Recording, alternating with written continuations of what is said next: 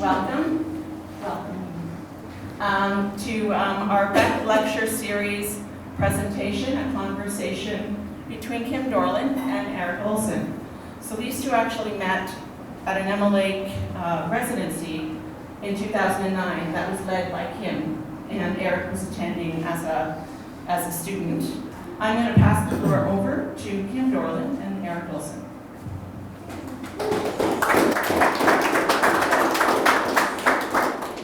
We talked about this earlier today, and we'd like to keep this very conversational, and we're open to having questions at the end. But if anybody feels like they want to raise a question while we're speaking, I'm comfortable. I'm cool with that. Yeah, and I think Erik is too. Yep. So please just feel free to fire away. And I thought a really nice way to start this conversation would actually be to speak about the opening last night.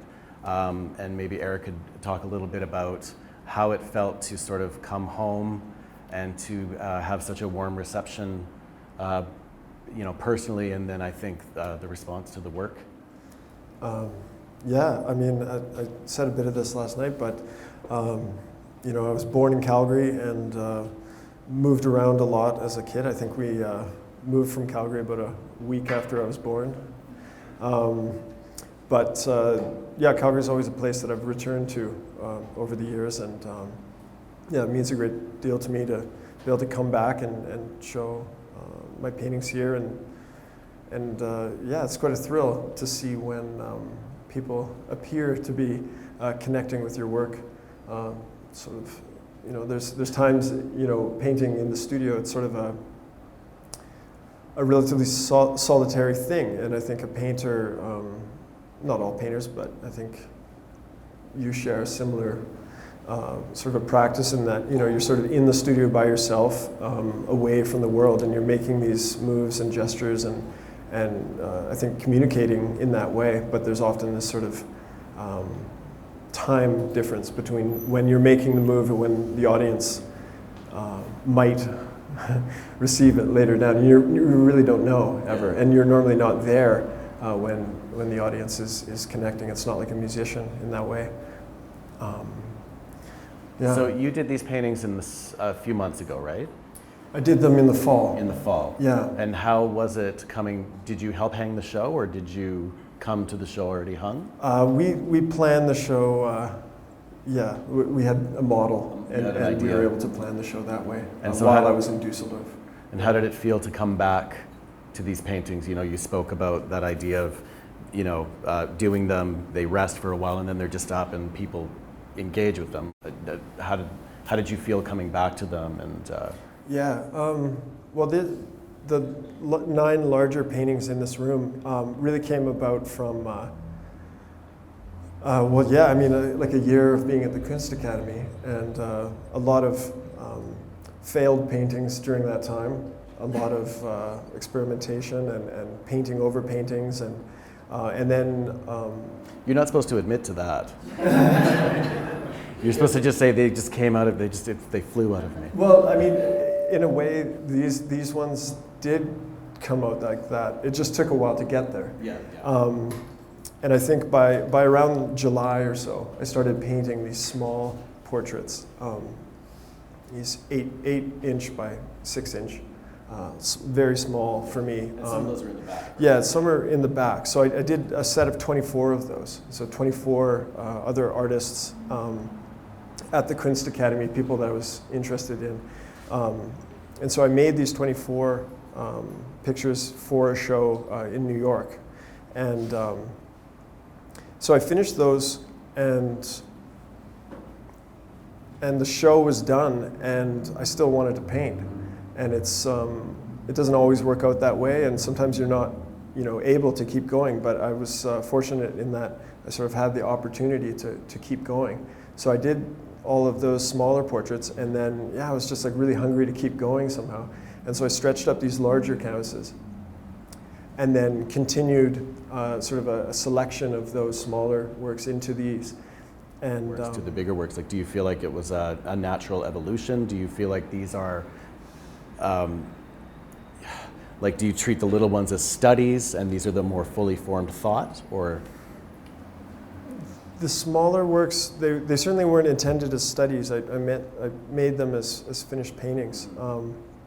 But I think I discovered something by doing those portraits at that scale, which I'd never done before. And it really, I think it really kind of opened up, I mean, just at that scale, it's so easy to just take a little blob of paint and you can drag it across the entire width of the canvas, which is, it's a different move at a larger scale. But with that smaller scale, it really opened it up so that a simple gesture could really dominate the pictorial space.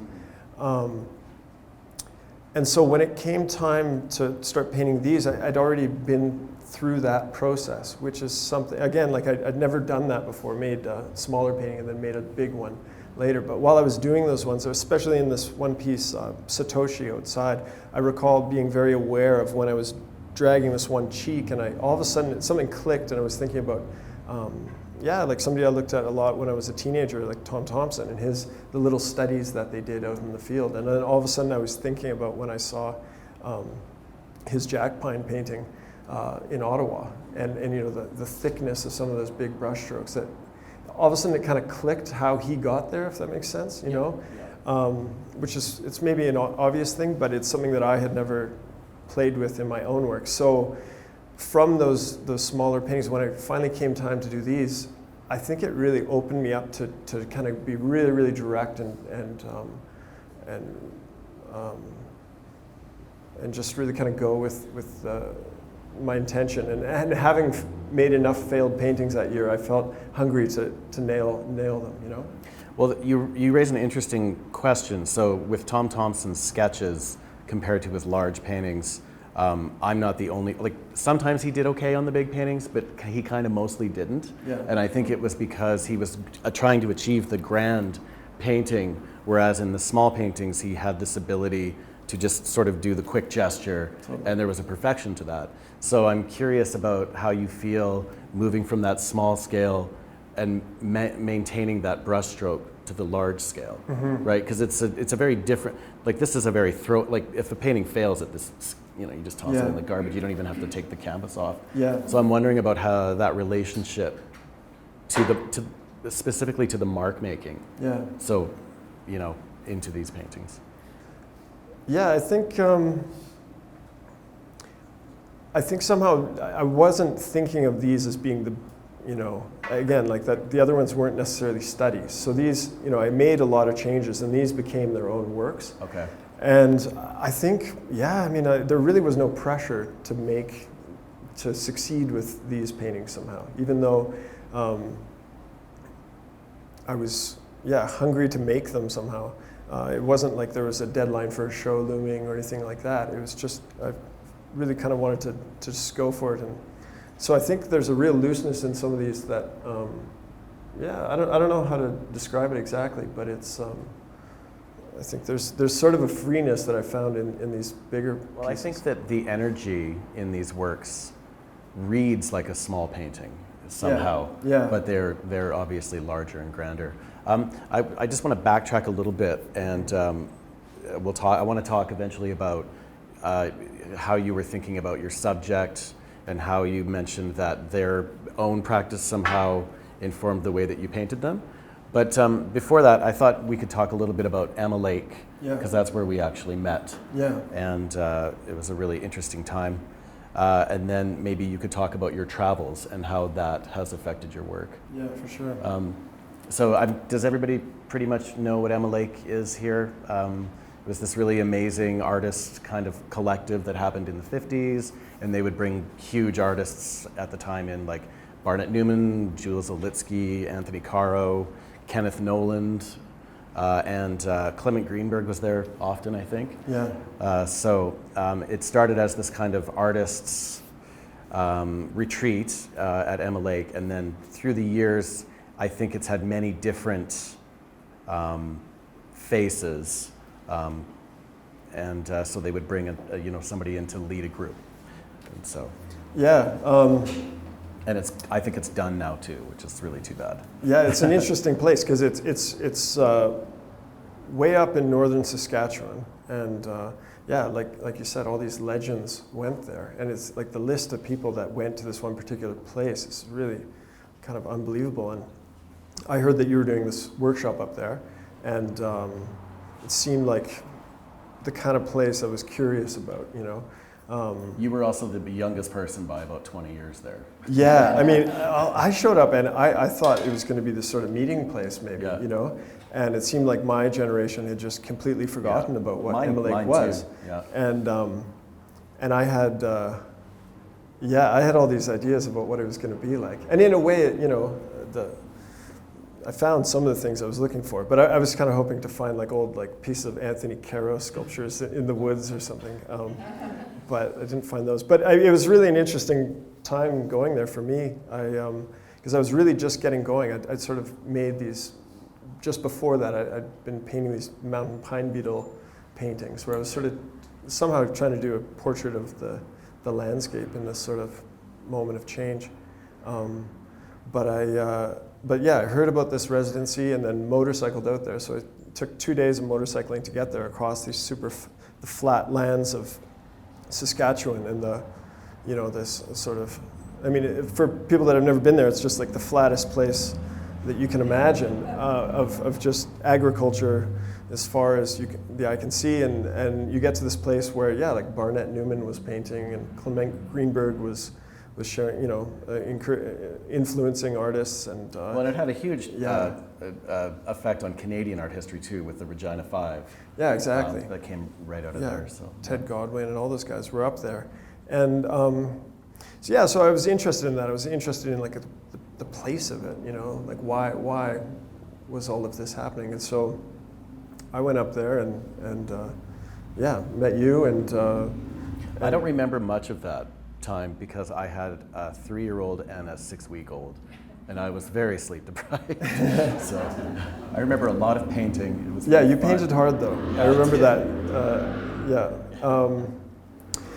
It was definitely an interesting time, and it somehow for me it was like driving across these flat lands and thinking about these sort of these abstract color field painters and this sort of movement that all were sort of gathering there for a while. So can we see that in this room? Can we see that influence of that thinking in that time? I think in a way, because I think when I got there, I realized that, you know, this is a place that these guys had gone in painting, and it was a place that I didn't want to go in a way. Mm-hmm. That somehow, I mean, we were talking earlier how, you know, in a certain way, there's more, there's just as much color field painting in a Matisse as there is in a Barnett Newman or something like that.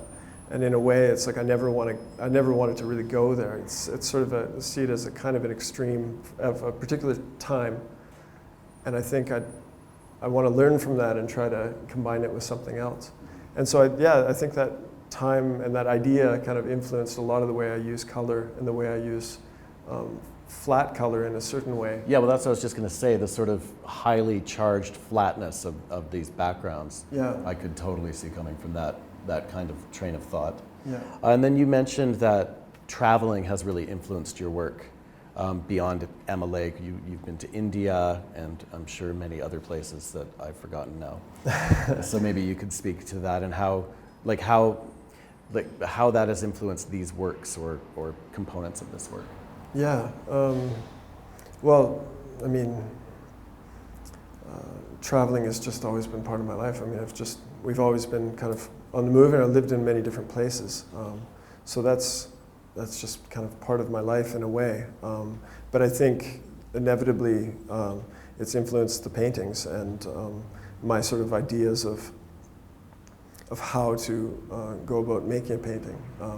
And certainly my time in India and coming across certain artists like K.G. Subramanian and this idea of the living tradition in a way that you can kind of take aspects of one culture and kind of merge it with another and kind of come up with something new. And it's sort of this idea of for me, this idea of creativity, that's really kind of how it works in a way. It's about this combination of sometimes disparate things coming together to create something not necessarily even new, but just sort of creating a movement forward somehow. Well, that's pretty much what you're doing here too, right? You're combining many different thoughts and approaches into these portraits. Yeah. So, you know, I see cubism, I see expressionism, I see color field painting, you know, straight up portraiture, and then something, it all arrives at something totally different. Yeah. So maybe, is that what you mean? Like aesthetically speaking, that's how it's coming together? Yeah, I mean, it's, I've always wanted to have a kind of diversity within this very kind of simple framework of what, in this case, a portrait can be. And I like the idea that you can have that diversity in one picture kind of thing. Interesting. But yeah, certainly much of the Hindu sculptures that I saw in India, and the sort of idea of these multiple limbs and multiple figures with multiple attributes, kind of. Okay. And then from that, kind of coming up with this idea of, sort of a diversity of identity that you can find in one individual and also in a painting. Yeah. And trying to build a portrait in that way. Yeah, now we're getting somewhere.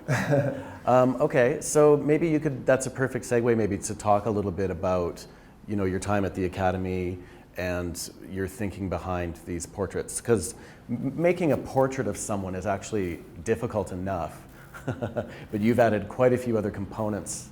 So maybe you could speak to that. And I'm actually mostly interested in hearing about your idea of the person, the sitter, and how their practice and how you've pulled both of those things into the portraits. Well, I mean, yeah, for me, it's really just this sort of fascination with painting people and the people that are in my life, you know, and so when I was at the Kunst Academy, I found myself in the midst of this very interesting and kind of unusual group of people, and so. Yeah, I had kind of a strong desire to try to figure out my relationship to each of them in the paint. And so whenever I paint somebody, it's always sort of about, or when I paint anything really, it's about trying to channel the specifics of what I find, you know, whether it's out in the landscape or when I come across a particular person.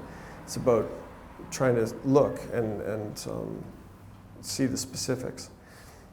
And so with all of these, yeah, I've been combining different aspects of their painting and how I see them and how we get along or don't get along and try to get it into there, you know. So maybe you could talk to us about, let's say this one here, this sort of cubist one. Maybe you could talk about the person and their work and maybe how you brought it into the work, or yeah, maybe we could that's an interesting one. I obviously went to the most difficult one, but maybe if there's another one you'd rather speak about, that's totally fine. But. Well, that one's, I call that one the student, and I think in a way it's sort of about going to a place like the Kunst Academy and wanting to, wanting to sort of leave my baggage at the door when I went into a place like that, and finding a place that's very chaotic and wanting to sort of break it down to build it back up, kind of a thing. Okay. So in a way, that one's almost a self-portrait in a way. Okay. But you know, it can be quite a kind of brutal thing to paint somebody actually, and it's not always. I think it can be difficult for the subject sometimes, and so when I do something like this, I want to put myself through the process. You know, I want to be just as difficult with how I think about myself, and I think in this picture I'm being sort of more brutal than with the others, okay. In a way.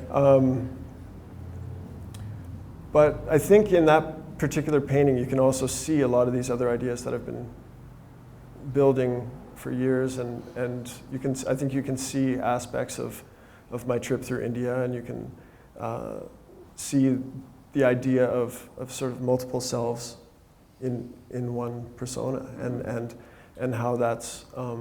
But I think the pictures try to find a balance in that somehow. That sort of just a quality of a fluidity of sort of allowing that to happen somehow. Yeah, actually talk about that a little bit, about your actual process. So going in, do you work from photographs? Yeah, for the portraits, I like to photograph the person. And, okay. Now, is it just it's your reference, or do you like? And this is going to sound so tedious, but just bear with me. Like, do you Photoshop it and cut it up, or do you just work from the photograph as your source? It's the guide, and then it's everything else is kind of just. It's both. For some of them, I will make a kind of a collage almost. Oh, okay. And work from it that way. But it's really, it's sort of a beginning point. Okay. You know?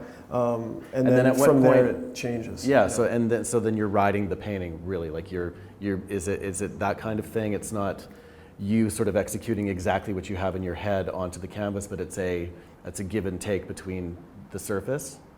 Yeah. Well, I think what you got to do with the painting is you have to go in with intention, and I never would start a painting with no idea at all.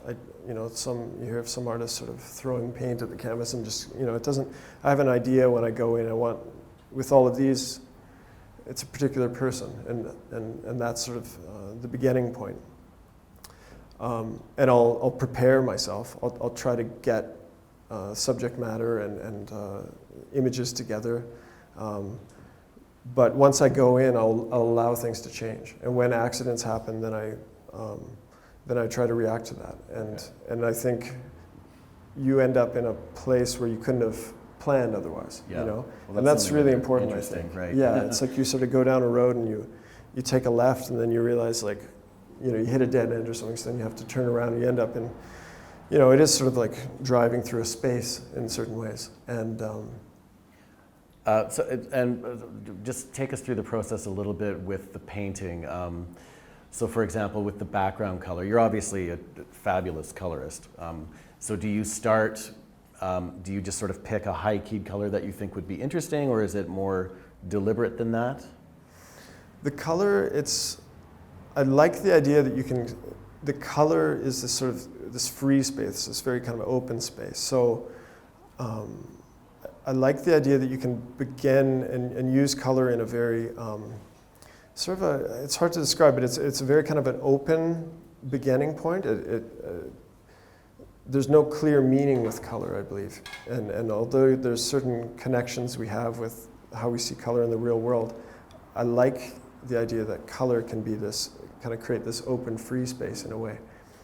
And so I'll lay down a color and then from that react to it. So some of them I might begin and not know exactly the way I'll react with that color.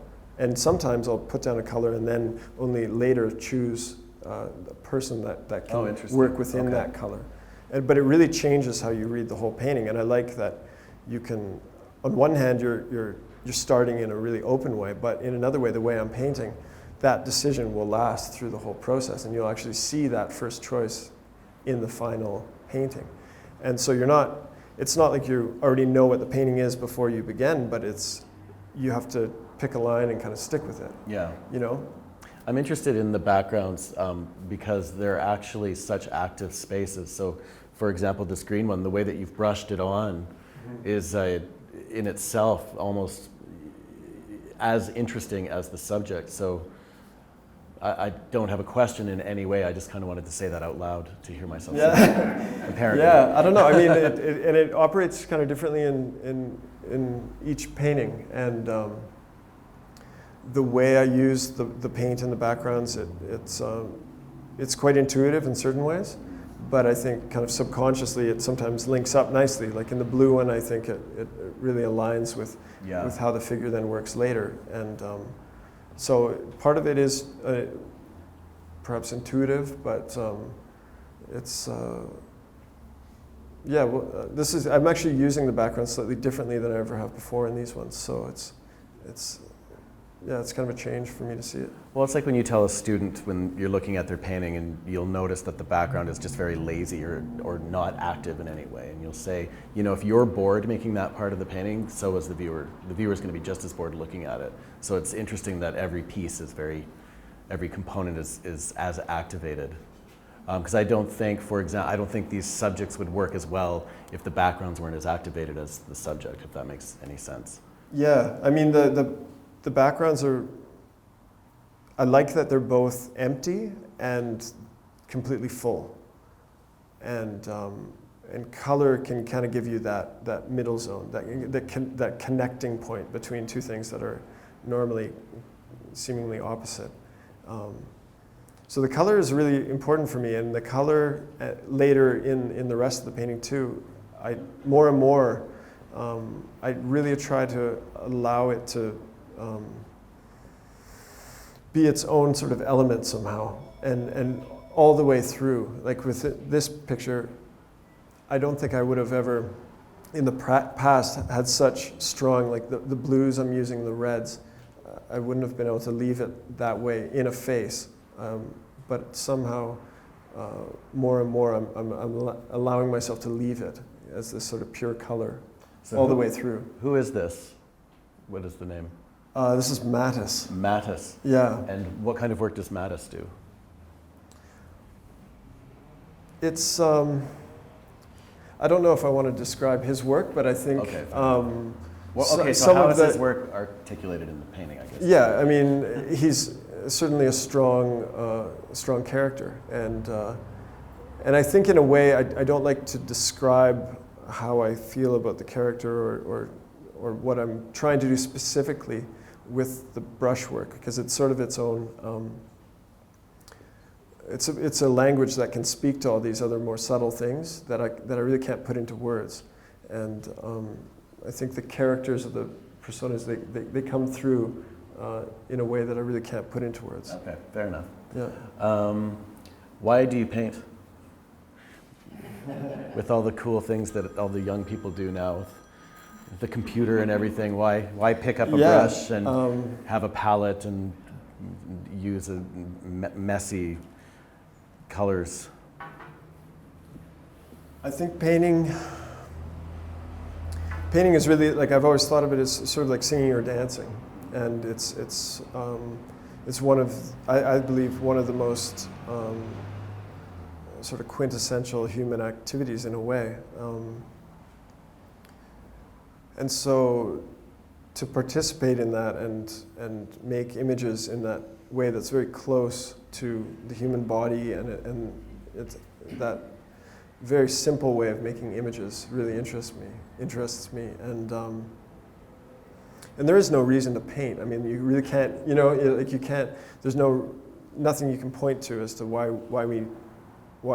it's important. There's no rational explanation. Yeah. No. And yet, yeah. So I don't know. I mean, it's yeah. If everybody thinks this is too shoppy, like shop talk, please let us know. But yeah, it's yeah. Why make images? It's a good question, but I really don't think you can There's no answer way to answer it. It's like why make music or why why play soccer? It's on that. I think painting exists in that very sort of essential zone to what it is to be human and to communicate. So does that inform the way that you use paint? So for example, you're not doing Glenn Brown paintings where perhaps a face is completely distorted, but he'll use a tablespoon of paint for an 8 by 10 foot painting. So maybe you could speak a little bit about your relationship to the medium and why do you use so much paint? And I know the irony of me asking that is ridiculous, but and it's everything's relative. If somebody asked me, I would actually not know how to answer the question. No, I don't know. I mean, I think my first job was painting houses, and so spending the summers painting houses, I somehow kind of fell in love with the weird material of paint. And it is a sort of fascinating thing that you can paint these objects and it transforms them in a certain way in how you feel about them. And around that time, I was starting to try to put paint to canvas. And so that very kind of physical relationship to the medium of, you know, climbing ladders and painting these houses and then also playing with images on a canvas, they were always linked up. And certainly it's not, I don't think, an obsession with the physicality of the paint, but there's certain things that you can do when you use paint in this way. And I think that there's a certain way that I'm sculpting with the paint and able to sculpt out a form that you can understand, and there's just a different quality when you use the paint this way. Yeah. I mean, it's like, I remember seeing Rembrandt paintings where he had just a little bit of a raised bit of paint to catch the light on the nose or the jewelry, and I'm using paint in a similar way to maybe an extreme. Oh, don't say extreme painting. Well, no, not. Please God. Yeah, I mean but I think you can see it in my sculptures too. Yeah. Which is one reason why I wanted to have this one sculpture in the show, is just to remind people that you can walk by these paintings, and the way I'm using the directional brushwork, it can help sculpt form, and I'm interested in that. I'm interested in, you know, what is form, what is volume, and scale, and all of these things. And I think the way I'm painting it can kind of remind you of that somehow. Yeah, and I'm not going to turn this into me. I think that's this is about you. But for my own work, even with working with portraiture, I always felt like using the paint as flesh, like creating that density of flesh with paint was really interesting. And it's funny that you said Rembrandt, because my initial thought about it was actually that Rembrandt painting where he's just got the little raised part on the nose. Yeah. And I think through Freud, through Auerbach, Leon Kossoff, and a lot of, you know, German painters, there's a whole history and lineage of that. Yeah. I mean, I think in the end, I'm more interested in pictorial space than material and sort of paint as skin or something like that. It doesn't interest me as much, but certainly, the idea of being able to render form and volume, and certainly looking at Freud and Auerbach and all those guys had a huge impact on me when I was in my early 20s, and in a way, it somehow became about kind of combining that with some of these color field painters somehow, and finding that kind of middle zone between the two. Freud and color field painting. Yeah. It's like milk and cereal. It's just. Okay. Yeah. Does anybody have any questions? Because I'm suddenly stumped. I'll think of something. I think one of the most, if I can use the word poignant, portraits is the one that you did. One of the most poignant portraits that you did here, if I can use that word, is the one of Peter Doig. Yeah. Now, how did he function in your life? I mean, he was running the whole painting area, or was he an actual instructor? Yeah, well, Can you just talk a little bit about that? Yeah, I mean, the Kunst Academy is quite an unusual school. It definitely has a different kind of a structure than, say, a Canadian art school. You know, like the building itself is this sort of grand neoclassical structure. And then inside, it's kind of this crazy, it's almost more like a artist studio building or something like that, with cigarette butts and broken bottles on the floor sometimes. But there's about 20 professors at the school, and then each of them runs a class. And so each class sort of has its own identity, and each of the classes are somewhat competitive with each other in certain ways. And the class numbers can range in size, from 20 people to the Anzinger class has, I think, like 60 people in it. And so each class is different, but in my case, it was really more that Peter really kind of opened the door to this situation and put me in the room with this other, group of 20 super ambitious, super competitive young painters, and shared a studio with them. And then we would have, group critiques and different trips of different kinds. And it was certainly an interesting time.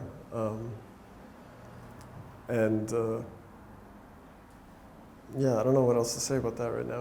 Yeah. Do you find that people are often asking you what it's like to work with him specifically, or do people all want to know all the information, or do you know what I mean? Like, because he's so, he's so revered and people are interested in that, but for me it's just he's a painter. I mean, I've been lucky in that I've known a lot of interesting painters through my life, and so I see it like that, and of course people are interested in that, but it's not. No, it's nice to see you're not like heavily exploiting that relationship, because I think you could very easily, but you don't, so that's good. Can I ask you, sort of unrelated, I think a lot of people sort of have this conception of painters, especially painters that work the way you do, that it's a sort of a few hours of wild abandon and you arrive at this space. But maybe you could speak a little bit just about the kind of nuts and bolts of how you work.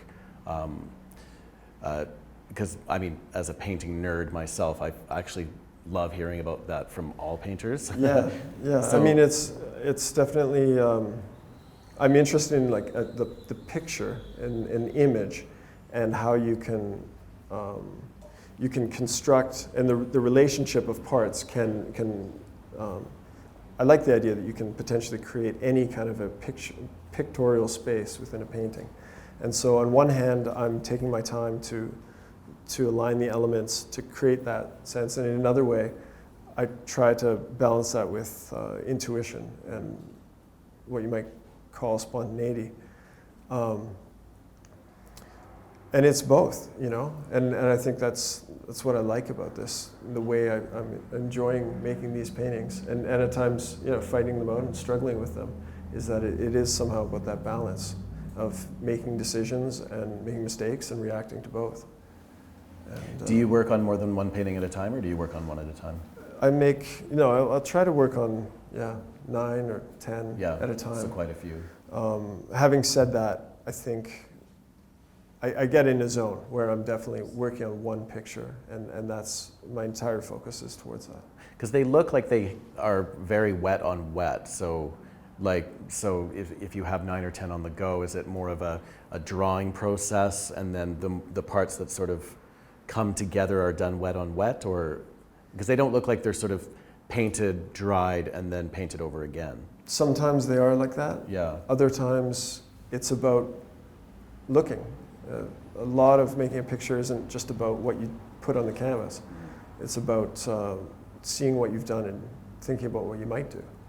And so I would say most of the time I'm in the studio, I'm not putting paint on canvas. I'm thinking about the next move and seeing the relationship of paintings. So when I say I'm working on 10 at a time, I might have some of them out, and I'm comparing them and making those types of comparisons. But then also, sometimes it's very much focused on one at a time, and they'll sort of like, focus. is it sort of one will pull you in and you'll decide that that's the one until it's done? Or like, 'cause, I've heard that Cecily Brown, who's a wonderful painter, I've heard that the way she works is that she'll sort of have 20 paintings on the go, and she'll kind of walk through and make marks on everything, and that'll be the day of work. Yeah. And then she'll react to that. It's definitely, I try to put all my energy and focus into each painting. Yeah.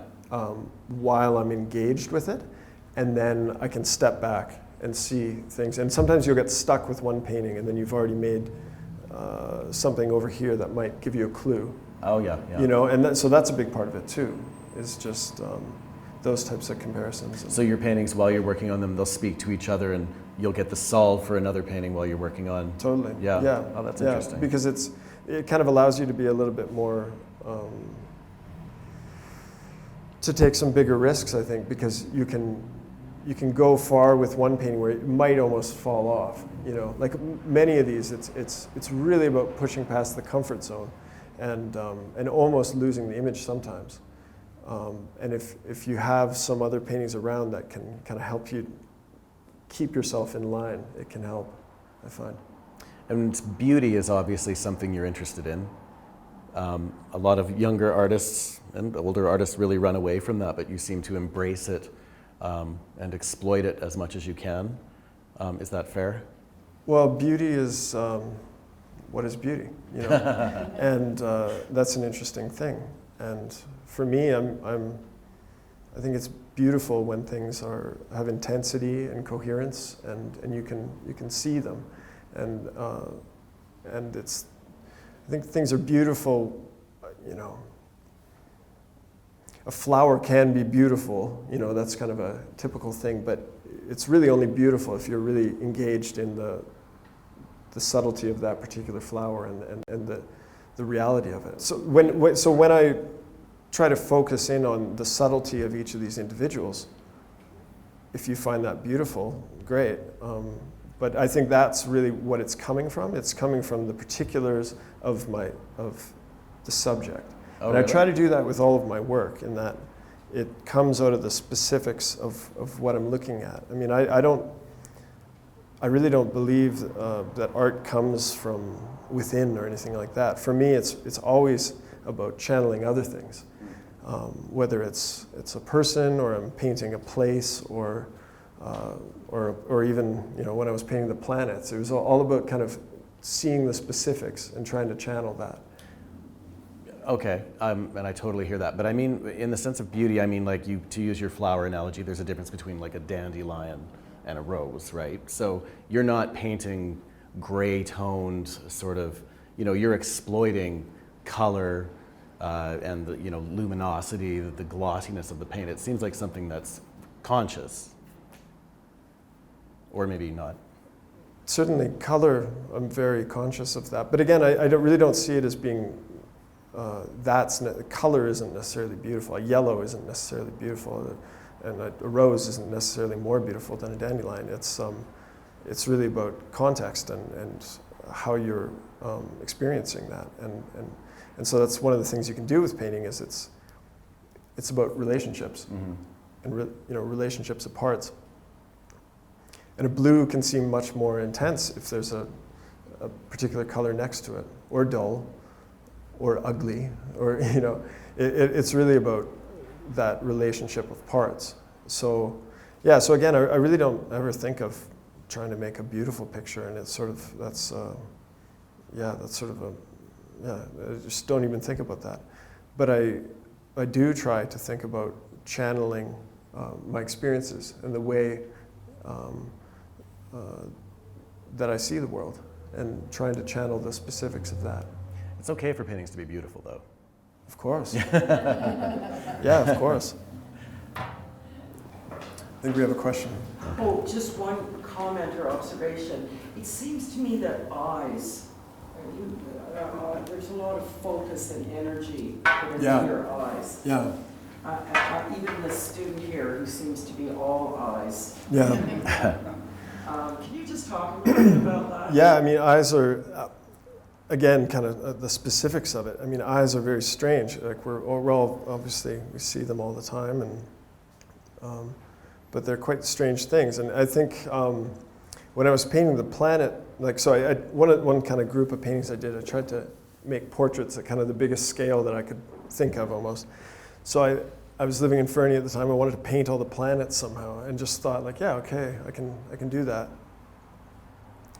And yeah, just painting reality at that scale, you realize how strange it is, actually, that at a certain scale, everything comes into these circular forms and has a certain structure in that way. And I find it strange and fascinating that we all have perfect circles, 2 of them, you know, within our own bodies. And I don't know what that means. There is no meaning behind that. But I think that's sort of what I try to do with all my work. I don't ever really try to use symbols or kind of, I really just try to channel what I'm seeing. And I think that's also for me, much more interesting.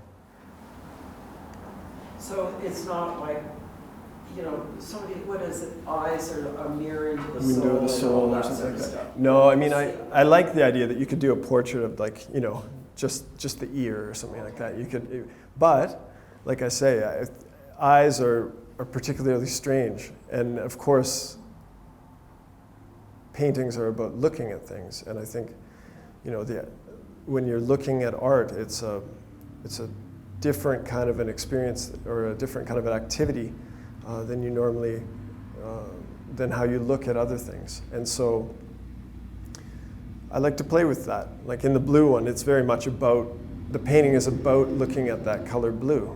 And as much as it's about the subject of the portrait, it's about just that. And so, yeah, I like to play with that. So yeah, eyes, they're fascinating. Yeah, and they all kind of have this feeling of like you're looking back at you while you're looking at them, for sure. Especially this sort of, and actually my personal favorite in the show is this one over here, because those eyes are just insane. Really interesting. Yeah, with those ones, I like the idea of trying to push the eyes kind of as close to the flatness of the canvas as possible, so they almost fall off into abstraction. Are you thinking about someone like de Kooning, or, you know, like there's a lot of little references in these paintings, like Matisse, Sure. And, you know, de Kooning's women. Is Yeah. that a? Yeah, well, de Kooning was a great painter for sure. The guy could handle paint. So yeah, I try to learn from those types of people, but it's I don't really worry about referencing. I mean, there's as much, you know, Van Gogh as there is de Kooning. Yeah, for sure. And, you know, as much Freud as there is Jack Bush, I hope.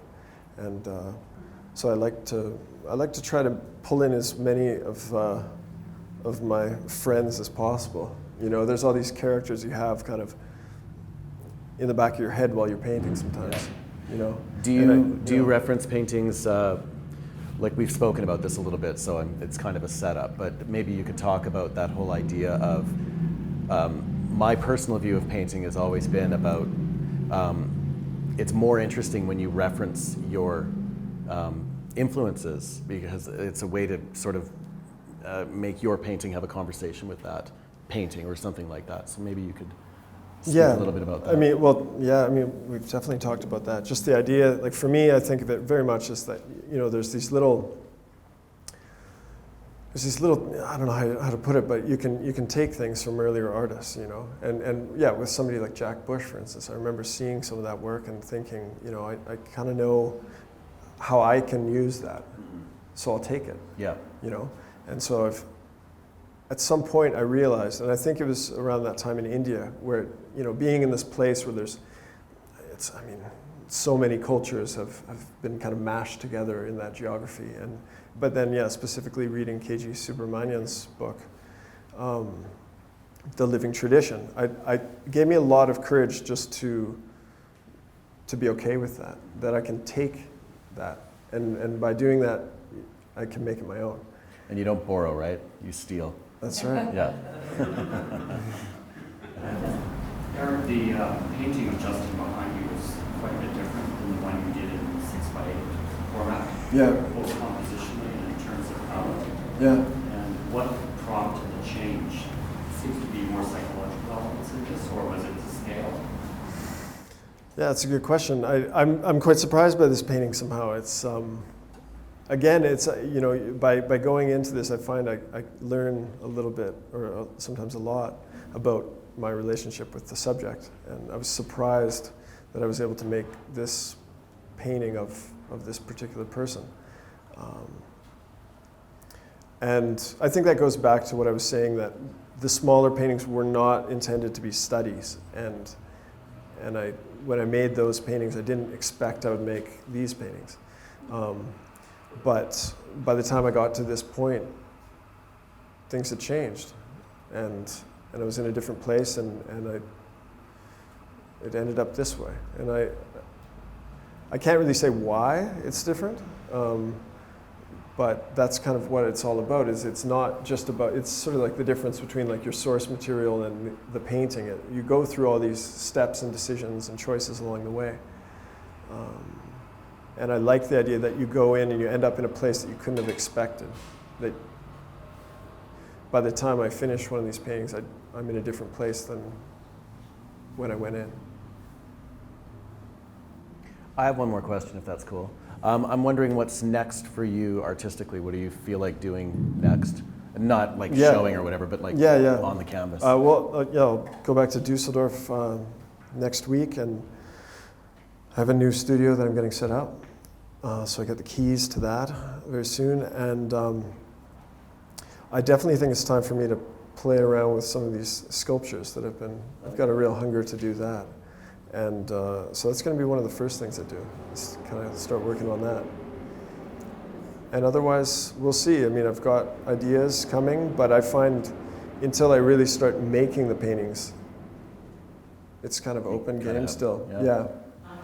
So thank you very much, both of you. It was very honest, it was very interesting, it's very engaging. And thanks for all of you who came out. For those of you in the room who own one of these, congratulations. I sent a quote to Blue and Art Info, who did a beautiful piece reviewing this show. That was yesterday, it came out. And I told them that the excitement about Erik's work in Calgary was palatable. And as you can see from the price list and all the souls on there, it was very true. I think you've given me my first sold out show. Thank you. I've sold them out before, but just not the weekend I opened. Yeah. So thank you. There are 3 small works in the back room still available, and some prints and works on paper that we're happy to show you. But I do hope that you've been engaged by this, that you've enjoyed it, and I thank you for coming. This is part of why we do this. So thank you for making this job so fun. Yeah, well done, man.